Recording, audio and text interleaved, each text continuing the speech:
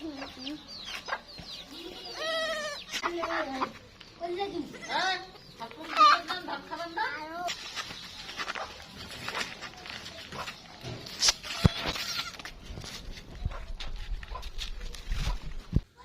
আমরা এখন এসেছি, এটি হলো কালীগঞ্জ উপজেলার কাকিনা হাটের পার্শ্ববর্তী একটি জায়গা। এখানে একটি অভূতপূর্ব এক মানবিক এক দৃশ্য অবতারণা হয়েছে।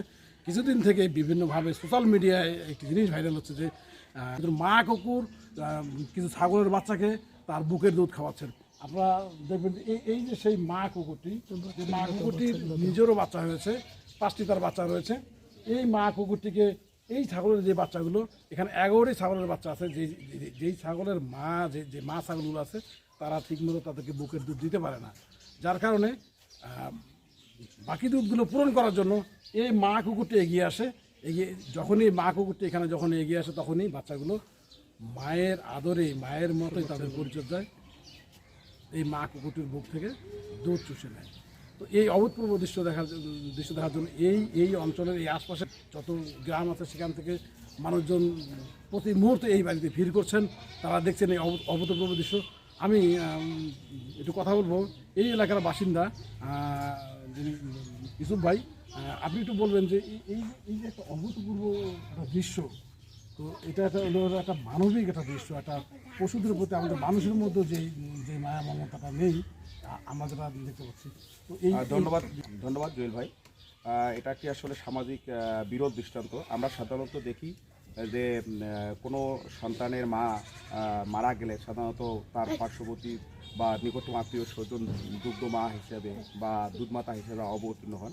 কিন্তু এই ক্ষেত্রে দেখা গেল একটা প্রাণী যাদের কোনো জ্ঞান নাই, বিবেক নাই, কিন্তু তারপরেও অনেক ছাগলছানা হওয়ার পরেও যখন তার মায়েদের কাছে সঠিকভাবে দুধ পাচ্ছিল না, পাশেই একটা কুকুর ছিল, সেও মা তখন এই ছাগলছানাগুলো প্রতিনিয়ত তার দুধ পান করে তারা তাদের জীবিকা নির্বাহ করে।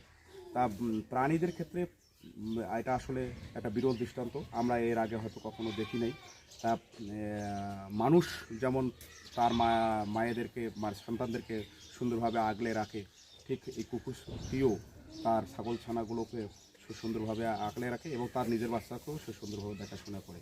তো এটা আসলে প্রাণী জগতের মধ্যেও যে আসলে মানবতা বা দয়া মায়া রয়েছে, এটা আমরা এই ঘটনা থেকে বুঝতে পারি বা দেখতে পারি। এবং এটা আসলেই একটা আমাদের মনে হয় যে বাংলাদেশের মধ্যে একটা দৃষ্টান্ত এবং বিরল দৃষ্টান্ত, এটা আসলে দৃষ্টান্ত হয়ে থাকবে। ধন্যবাদ আপনাকে। আমরা একটু কথা বলবো যে এই বাড়ির যিনি মালিক, একটু সেই সঙ্গে আপনি তো বলবেন অনুমতিটা, এবং আসলে এই যে কুকুরটা কখন আসে, কী করে, একটু এটার গল্প বলবেন। গল্প বলতে এটা তো একদিন দুই একদিনের মানে ঘটনা নয়, এটা দীর্ঘ 2-2.5 বছর থেকে আমাদের বাসায় হয়ে আসতেছে। মানে এই কুকুরটা আমাদের বাড়ির পোষা কুকুর। দীর্ঘ 2 বছর থেকে আমরা দৃশ্যটা দেখতেছি এভাবে। ওর বাচ্চা কিন্তু বছরে 2বার হয়। ছাগলের বাচ্চা হয় যে সময়, কুকুরের বাচ্চাও হয়, কিন্তু এই কুকুরের বাচ্চা আবার বছরে 2বার হয়।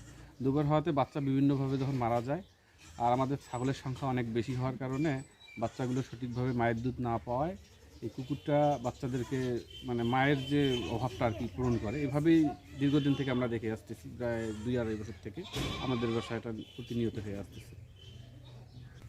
আমাদের বাসায় একটা কুকুর আছে আর আমাদের অনেকগুলো ছাগল আছে। ওগুলোর মধ্যে অনেকগুলোর বাচ্চা হয়েছে। ওগুলার মা ঠিক মতন ওদেরকে দুধ দিতে পারে না দেখি কুকুর কাছে যে দুধ খায়। আমার এটা দেখে অনেক ভালো লাগে। আমার কাছে বন্ধুবান্ধবরা দেখে অনেক খুশি হয়, আনন্দ পায়। তারা বলে যে মানুষের মধ্যে যে মানবতা নেই, মানে ওটা কুকুরের মধ্যে আছে। মা কুকুরটি ছাগলছানাগুলোকে যে দুধ প্রদান করতেছে, এটা তার মাতৃত্বের বহিঃপ্রকাশ। মাতৃত্ব যে বিভিন্ন জাত শ্রেণী ভেদাভেদ মানে না, এটা তার উৎকৃষ্ট উদাহরণ। সাধারণত দুধের মাধ্যমে রেবিস ভাইরাস ছড়ানোর কোনো উদাহরণ এ পর্যন্ত আমরা কোথাও পাইনি, এবং এর মাধ্যমে বা শাবকগুলো তেমন কোনো ক্ষতি হবে না। অভূতপূর্ব এই দৃশ্য দেখার জন্য এই অঞ্চলের সহ লালমনিরহাট জেলা থেকেও বিভিন্ন হাজার মানুষ এসে ভিড় করছেন এই অঞ্চলে। আপনারা দেখুন যে একটি মা কুকুর কীভাবে সেই বাচ্চাদেরকে দুধ খাওয়াচ্ছে।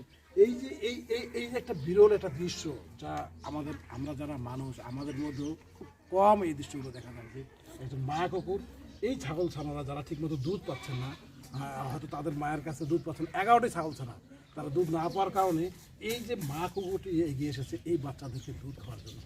আমরা আশা করব এইরকম মানবিকতা আমাদের মানুষের মধ্যে জন্ম নিক।